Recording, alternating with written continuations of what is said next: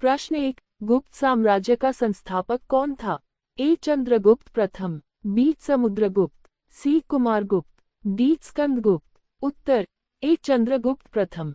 व्याख्या, गुप्त साम्राज्य की स्थापना चंद्रगुप्त प्रथम ने 319 से 300 BC में की। उन्होंने गुप्त साम्राज्य को संगठित और सुदृढ़ किया तथा महाराजाधिराज की उपाधि धारण की। प्रश्न 2, समुद्रगुप्त को किस नाम से जाना जाता है? ए भारतीय नेपोलियन, बी चक्रवर्ती सम्राट, सी धर्म सम्राट, डी महान विजेता। उत्तर एक भारतीय नेपोलियन। व्याख्या, समुद्रगुप्त को उनके अनेक विजय अभियानों के कारण इतिहासकार वी. ए. स्मिथ ने भारतीय नेपोलियन कहा। उन्होंने दक्षिण भारत से लेकर उत्तर भारत तक अनेक क्षेत्रों पर विजय प्राप्त की। प्रश्न 3, इलाहाबाद स्तंभ लेख किसकी उपलब्धियों का वर्णन करता है? ए चंद्रगुप्त प्रथम, बी समुद्रगुप्त, सी स्कंदगुप्त, डी कुमारगुप्त। उत्तर बी समुद्रगुप्त। व्याख्या, इलाहाबाद स्तंभ लेख समुद्रगुप्त की उपलब्धियों का वर्णन करता है। इसे हरिशेन ने लिखा था और इसमें समुद्रगुप्त के विजय अभियानों का उल्लेख है। प्रश्न 4, गुप्त काल में कौन सा सिक्का प्रचलित था? ए दीनार, बी रुपया, सी मोहरा, डी तांबे का सिक्का। उत्तर ए दीनार। व्याख्या, गुप्त साम्राज्य में सोने के सिक्कों को दीनार कहा जाता था। इन सिक्कों पर गुप्त शासकों की छवि अंकित होती थी। प्रश्न 5, गुप्त काल का प्रमुख विज्ञानविद कौन था? ए आर्यभट्ट, बी वरामिहिर, सी चरक, डी पतंजलि। उत्तर ए आर्यभट्ट। व्याख्या, आर्यभट्ट ने गुप्त काल में खगोल विज्ञान और गणित में महत्वपूर्ण योगदान दिया।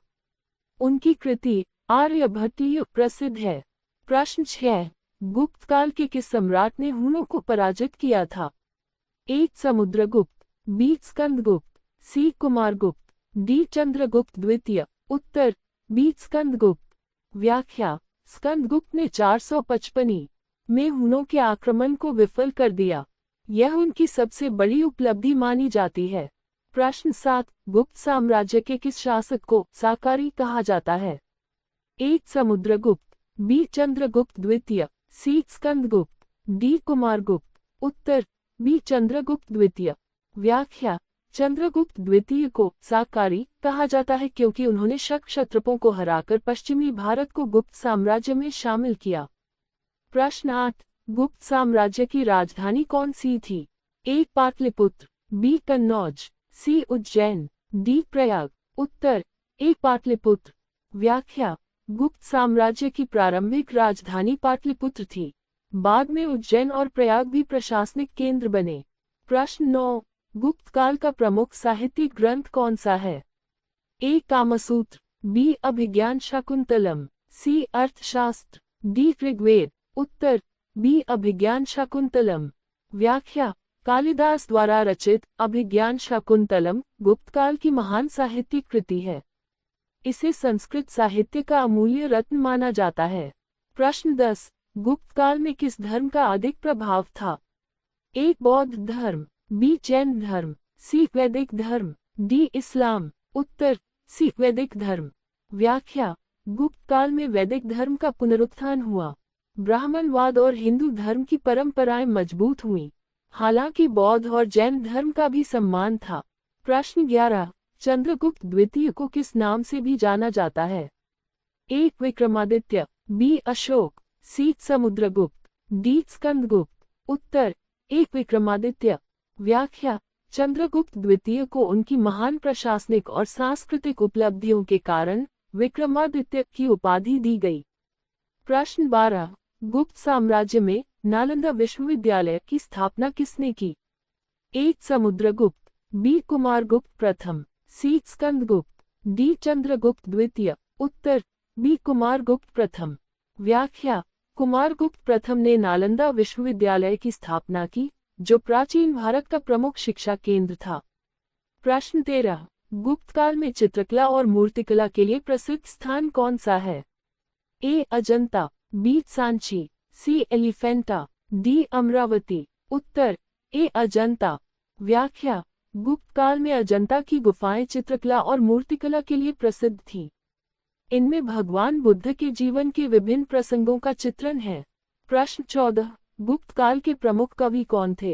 ए कालिदास, बी भास, सी वसुमित्र, डी वात्स्यायन। उत्तर ए कालिदास। व्याख्या: कालिदास गुप्त काल के प्रमुख कवि थे। उनकी कृतियों में मेघदूत, अभिज्ञान शाकुंतलम और रघुवंश प्रमुख हैं। प्रश्न 15, गुप्त काल में लघु कथाओं का संग्रह कौन सा है? ए जातक कथाएं, बी पंचतंत्र, सी बृहत कथा, डी हितोपदेश। उत्तर बी पंचतंत्र।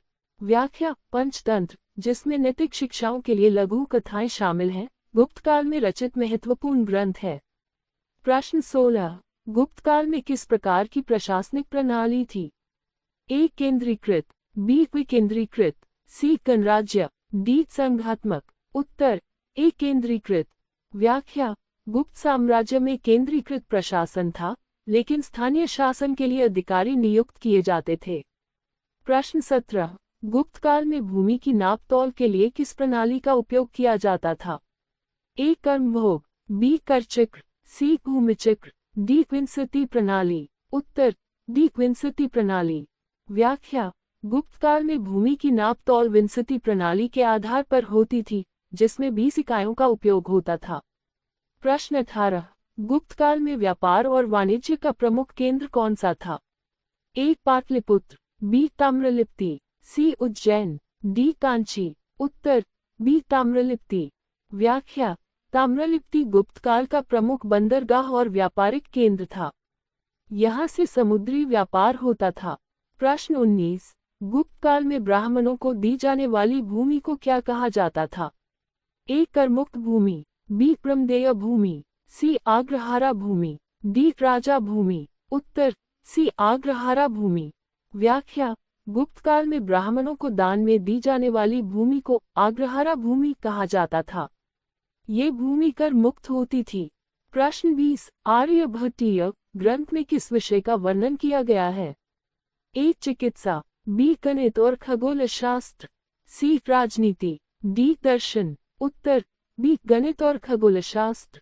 व्याख्या: आर्यभट्टीय ग्रंथ में आर्यभट्ट ने गणित और खगोल शास्त्र से संबंधित सिद्धांत प्रस्तुत किए हैं, जैसे पाई का मान और पृथ्वी की परिक्रमा।